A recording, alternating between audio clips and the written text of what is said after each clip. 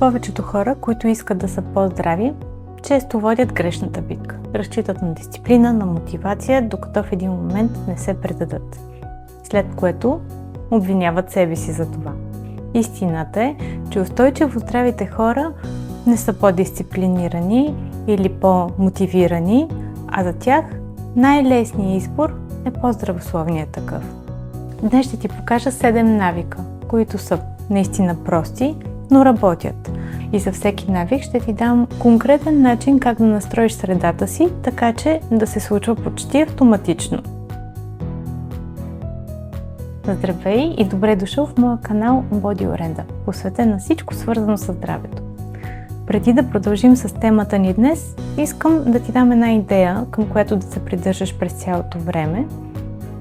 И тя е, че ние не се издигаме до нивото на целите си, а се принизяваме до нивото на системите ни. А средата ни е най-устойчивата ни система. И сега да започваме с първия навик. Навик е да получиш директна слънчева светлина през първите 30 до 60 минути след като станеш сутринта. И не говорим нито за тен, нито за нещо друго, а за това да настроиш циркадния ритъм на своето тяло, което да ти помогне да имаш по-стабилни нива на енергия през деня, както и по-добър сън през нощта. Не се иска нищо повече от това сутринта, щом станеш да излезеш на терасата, да погледнеш слънцето за 5 минутки. И как да го направиш това сега, част от своето ежедневие? Опитай се сутрешното ти кафе да го изпиеш на терасата. Втория навик е редът на хранене.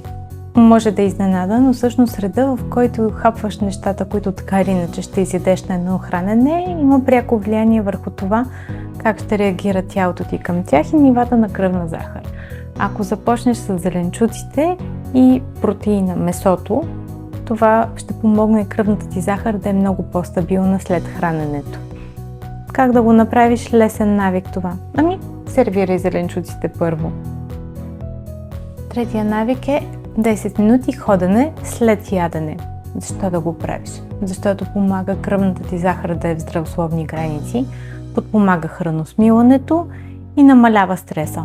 Чудесно, но как да го направиш част от своето ежедневие? Вземи решението за разходка преди да седнеш да хапнеш. Примери. Ако имаш домашен любимец куче, планирай да го разходиш след като хапнеш. Обсъди със семейството си да излезете за кратка разходка след като сте вечеряли. Или оставете бокулка за хвърляне след като сте похапвали.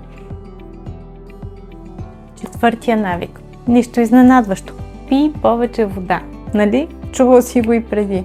Да, но леката дехидратация е една от основните причини за умора, мозъчна мъгла, стрес, напрежение, чувство за глад. Така че пий повече вода.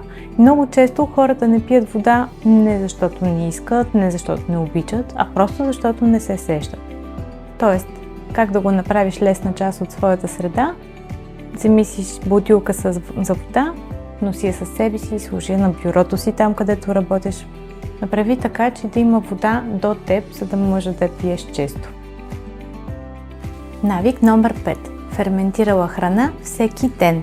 Чревният микробиом влияе на храносмилането, настроението и имунитета.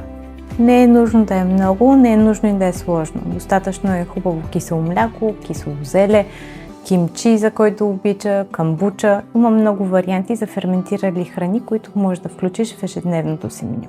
Как да го направиш? Отдели част от хладилника, която да е на нивото на очите ти, така че да са ти лесно достъпни и да можеш просто да ги вземеш и да си похапнеш от тях.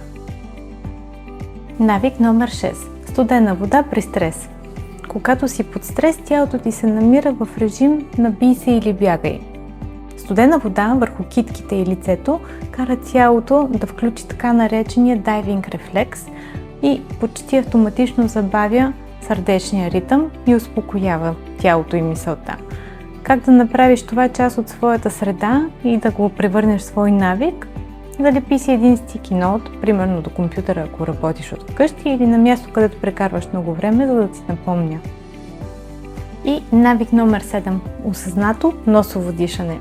Много често, когато сме под стрес, сме склонни да дишаме през устата, а носовото дишане ни помага да филтрираме въздуха, който дишаме, намалява кортизола, балансира нервната система, помага ни да сме фокусирани. Има много ползи за нашето здраве. Сега как да го направим? Това изисква малко повече самонаблюдение и проверка. Как да се подсещаме да го правим? Може да си залепиш един стикер на гърба на телефона и когато го видиш, да се подсетиш, да провериш дишам ли сега през носа, усещам ли се стегнат, напрегнат ли съм. Това са 7-те навика, които исках да споделя с теб днес. Те са много лесни за започване и още по-лесни за следване, когато настроиш средата си към тях. И не започвай с всичките, избери си един, дай му седмица, виж как ти се отразява, наблюдавай се и адаптирай. Ако това видео ти е било интересно, ще се радвам да се абонираш и да се видим в следващото видео. А ако изпробваш някой от навиците, напиши ми в коментар. До скоро!